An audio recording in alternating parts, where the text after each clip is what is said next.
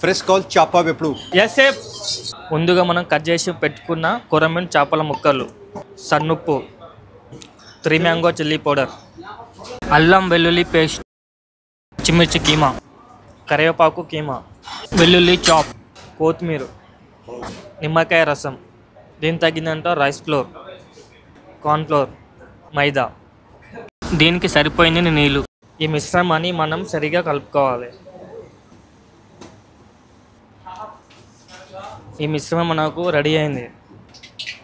మనం ముందుగా కలిపి పెట్టుకున్న మిశ్రమాన్ని నూనెలో వేపించుకుంటున్నాం. పైనుంచి మనకు ఎండే పచ్చిమిరపకాయలు ప్లేట్లో పెట్టుకునే ముందు అరటాకు వేసుకోవాలి. ఇప్పుడు మన ఆంధ్ర చేప వేపుడు రెడీ.